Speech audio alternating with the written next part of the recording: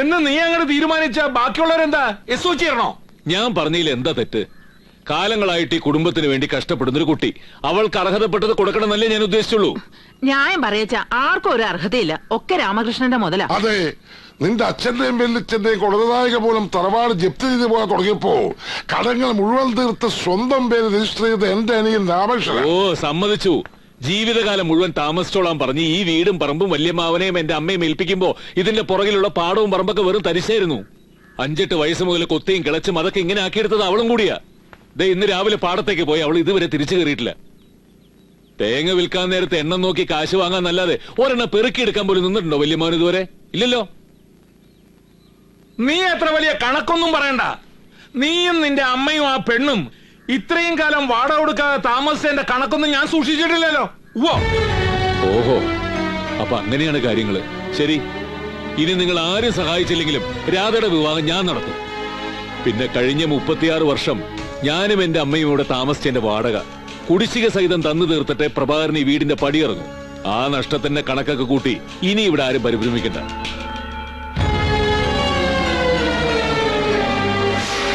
അച്ഛൻ ഒരുപാട് ചീപ്പായി പോയി. ഇത്രയും തരം താഴേണ്ടിയിരുന്നില്ല. നീ എന്നെ ഗുണദോഷിക്കാനൊന്നും വരണ്ട. ഇല്ല, ഞാൻ മിണ്ടുന്നില്ല. ബോംബെയിലായിരുന്നപ്പോഴും ഞാൻ മിണ്ടിയിരുന്നില്ലല്ലോ. മാർവാടികൾ വന്ന് മുഴുവനോടെ പിഴുതോണ്ട് പോയിട്ടും അച്ഛന്റെ ദുരാഗ്രഹം മാറിയില്ലല്ലോ. അതിലെനിക്ക് സഹതാപം തോന്നുന്നു. പോലെ കല്യാണം നടത്തുന്നൊക്കെ വാശി പിടിക്കാൻ എളുപ്പാ, പക്ഷെ ചില്ലറ വേണ്ടേ? അതെ, പ്രബേട്ടന്റെ അവസ്ഥ സുരേഷിന് അറിയാമല്ലോ. പെണ്ണിനെ പിടിച്ചിറക്കി കൊടുക്കുക, അവൻ കൊണ്ടുപോട്ടെന്ന്. അത് അവളോട് ചെയ്യുന്ന തെറ്റാ.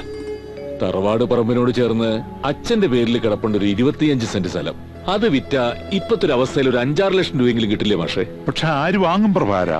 ഏക്കർ കണക്കിന് വാങ്ങിക്കൂട്ടാൻ മുതലാളിമാരുണ്ട്. 5-10 സെന്റ് വാങ്ങണത് വീട് വെച്ച് താമസിക്കാനുള്ള പാവങ്ങളാ. അവരുടെ ഒട്ട് കാശുമില്ല. സഹകരണ ബാങ്കിൽ പണയം വെച്ചാ ഏറിയ 1 ലക്ഷം രൂപ കിട്ടും. അത് മതിയോ നിനക്ക്? ഏത് സമയത്തും കാശെടുക്കാൻ പറ്റണ ഒരാളെ ഈ നാട്ടിലുള്ളൂ. ആരാ? പ്രസിഡന്റ് അവറാച്ചൻ. അബ്ദു തമാശ പറയാനുള്ള നേരമല്ലോ. അതൊരു കാര്യമായിട്ടാ എനിക്ക് തോന്നണത്. മാഷ് എന്തായി പറയുന്നത്? നിന്റെ വികാരം എനിക്ക് മനസ്സിലാവും. അവറാച്ചനോട് കടം മേടിക്കാല്ലോ, സ്വന്തം സ്ഥലം തീർന്നു കൊടുത്തിട്ടല്ലേ. ശരിയാ, ഇതിൽ ഇത്ര നാണക്കേടൊന്നും വിചാരിക്കേണ്ട കാര്യമില്ല. എന്ന് വെച്ച് പ്രസിഡന്റും പ്രബേട്ടനുമായിട്ടുള്ള രാഷ്ട്രീയ ഭിന്നത അവസാനിക്കുന്നില്ല. അതിനിയും തുടർന്നൂടെ? എന്തേ? അല്ലാതെ വേറെ മാർഗമൊന്നുമില്ല പ്രഭാര. ഇല്ലെങ്കിൽ പിന്നൊരു ഒറ്റ വഴിയുള്ളൂ. അത്യാവശ്യമായി പോയില്ലേ, 10 ലക്ഷം രൂപ ഞാൻ തരാം. എന്നാ കൊടുക്ക്. ലോട്ടറി അടിക്കട്ടെ. എറിയരുത്, ഞാൻ മയ്യത്താവും. എടാ ചാണ്ടി, നിനക്കിത് കേട്ടിട്ട് ചിരി വരുന്നില്ലേ? പിന്നെ എന്താടാ പോത്തെ വാ തുറന്ന് ചിരിക്കാത്തെ? കറക്റ്റ്. ഇത് ചോദിക്കാൻ അവൻ എന്താ നേരിട്ട് വരാത്തത്? ഞാൻ മുഖത്ത് നോക്കി ഒരു ആട്ടാട്ടോന്ന് പേടിച്ചിട്ടുണ്ടാവും അല്ലേ? അതിപ്പോ എവരെ ആട്ടാമല്ലോ. ഓട്ടറ ചാണ്ടി, എന്റെ മക്കളെ അക്ഷരം പഠിപ്പിച്ച അധ്യാപകനല്ലേ, അവമാനിക്കണ്ട. എന്നാ മാഷിനെ ആട്ടിയത് മാത്രം പിൻവലിച്ചിരിക്കുന്നു. 2 സ്ഥലം കാലിയാക്ക്. അതെ, ഇളയപ്പന്റെ പൂത്ത കാശുണ്ട്, പക്ഷെ അതുകൊണ്ട് അവന്റെ സ്ഥലം വാങ്ങാൻ ഉദ്ദേശിച്ചിട്ടില്ല. ഇറങ്ങ വെളിയില്, ഇറങ്ങാം. നിക്ക് മാഷേ. ചാണ്ടി, ആദ്യമായിട്ട് സഹായം ചോദിച്ചു വന്നല്ലേ, മടക്കണ്ട. നമുക്കതങ്ങോട്ട് വാങ്ങാം. എന്താ? അല്ല, ഞാൻ സ്ഥലം വാങ്ങാം, പക്ഷെ എനിക്ക് ചില കണ്ടീഷൻസ് ഒക്കെ ഉണ്ട്. ആദർശവാനായ പ്രഭാകരനത് സ്വീകാര്യമാവുമോ ആവോ? പറ്റില്ല. ഈ കണ്ടീഷൻ എനിക്ക് സമ്മതമല്ല. 6 ലക്ഷം രൂപയ്ക്ക് ഒരാൾ എന്റെ സ്ഥലം മേടിക്കുകയാണെങ്കിൽ അത്രയും തുകയ്ക്കുള്ള മുദ്രപത്രവും വാങ്ങണം. അല്ലാതെ 60,000 രൂപ മാത്രം ആധാരത്തിൽ കാണിച്ച് ബാക്കി 5,40,000 രൂപ സർക്കാരിനെ പറ്റിക്കുന്ന പരിപാടി എന്റെ ആദർശത്തിന് ചേർന്നതല്ല. അത് കറക്റ്റ്. ആദർശം കളഞ്ഞാ പ്രഭാകരനില്ല, പീരിയില്ലാത്ത പുട്ടുപോലെ അല്ലേ പ്രഭാകര?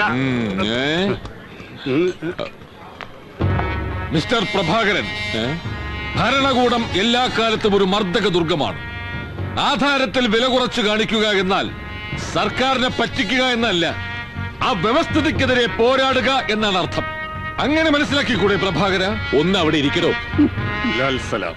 എടാ, ഇതിപ്പോ നീ മാത്രമൊന്നുമല്ല, ഈ ഇന്ത്യ മഹാരാജ്യത്തെ എല്ലാവരും ചെയ്യണതാ. പിന്നെന്താ? ഞാൻ പറഞ്ഞില്ലല്ലോ, എന്നെ കൊണ്ട് സർക്കാരിനെ വഞ്ചിക്കാൻ സാധ്യമല്ല എന്നല്ലേ ഞാൻ പറഞ്ഞുള്ളൂ. എന്നാ ഒന്നും കൊടുക്കാതെ അവളെ അവന്റെ കൂടെ പറഞ്ഞുവിട്. അവൻ ആവശ്യപ്പെട്ടിട്ടല്ലോ ഇത്രയും സ്വർണവും പണവും അവക്ക് കൊടുക്കാന്ന് നീ പറഞ്ഞത്. അതെങ്ങനെയാ മാഷെ? ഒന്നുമില്ലാതെ ഞാൻ അവളെ അതെ, പറ്റില്ല. അതുകൊണ്ടാണല്ലോ തൽക്കാലം ഈ വഴി അനുസരിക്കാൻ ഞങ്ങൾ പറഞ്ഞത്. ഇത്രയും കാലം നിന്റെ കുടുംബത്തിൽ കഴിഞ്ഞ ഒരു പെൺകുട്ടി, നീ സഹോദരിയെ പോലെ കരുതി നൽകുന്ന സഹായം അതിന്റെ മുമ്പിൽ ഈ തെറ്റൊരു തെറ്റല്ല പ്രഭാര. അവറാന് പകരം വേറെ ആര് വന്നാലും കച്ചവടം നടക്കുന്നത് ഇത് തന്നെ വേണം. ഈ കാര്യത്തിൽ ഇനി ആലോചിക്കാനൊന്നുമില്ല, നമ്മളതങ്ങ് ഉറപ്പിക്കാൻ പോവാ.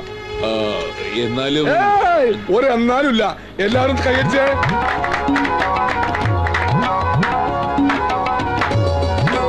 ഗതികേട് കൊണ്ടാണെങ്കിലും താങ്കൾ ഒരു വിപ്ലവ പ്രവർത്തനത്തിൽ പങ്കാളിയായി. അഭിവാദ്യങ്ങൾ.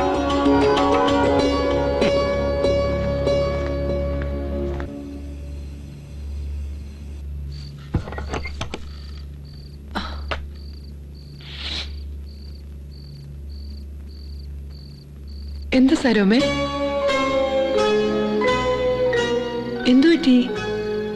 ഹേ, നാളെ നിന്റെ കഴുത്തിലും കയ്യിലും എല്ലാം സ്വർണ്ണപ്പണ്ടം ഉണ്ടാവൂലോ എന്ന് ആലോചിക്കുമ്പോ ഒരു സന്തോഷം. നാളെ പ്രഭാകരന്റെ അച്ഛന്റെ പേരിലുള്ള സ്ഥലം കച്ചോടാ. അത് കഴിഞ്ഞാ നിന്നെയും കൂട്ടി ടൗണിലേക്ക് പണ്ടം എടുക്കാൻ പോവും. അടുത്ത ആഴ്ച നല്ലൊരു മുഹൂർത്തം നോക്കി അമ്പലത്തിൽ വെച്ച് കല്യാണം.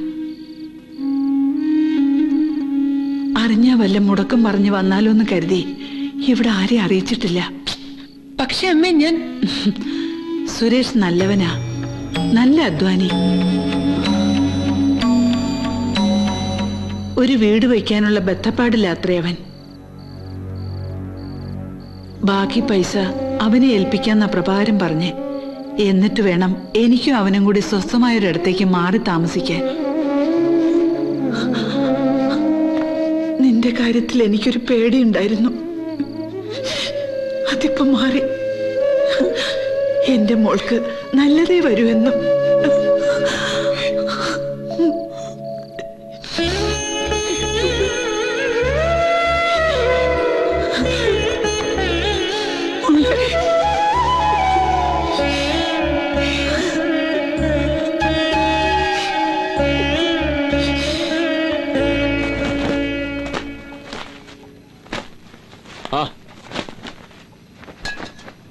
കാണാതായപ്പോ ഞാൻ കരുതി നീ പതിവുകളൊക്കെ തെറ്റിച്ചു.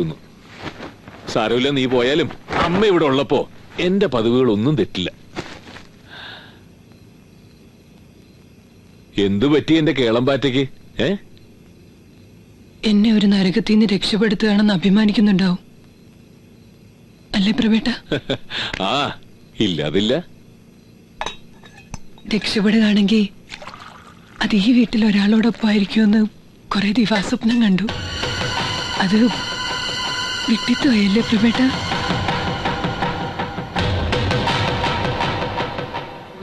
ഓരോ തവണ മിണ്ടിയും പിണങ്ങിയും കഴിയുമ്പോഴും എന്റെ മനസ്സറിയുന്ന ഒരാളാണല്ലോ ഇവിടെ ഉള്ളതെന്നുള്ള വിശ്വാസമായിരുന്നു എനിക്ക്.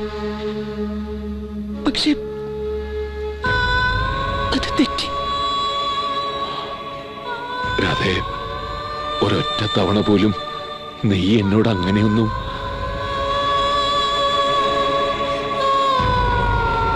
പറഞ്ഞു ഒരുപാട് തവണ, പക്ഷെ അതിന് ശബ്ദം ഉണ്ടായിരുന്നില്ല.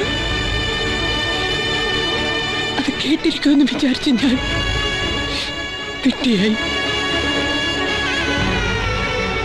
വീട്ടുകാര്യത്തിലായാലും നാട്ടുകാര്യത്തിലായാലും പ്രഭേട്ടൻ അവനോനെ തന്നെ കാണാറുള്ളൂ. അതുകൊണ്ട് മറ്റുള്ളവരെ തിരിച്ചറിയാനാവില്ല ഒരിക്കലും.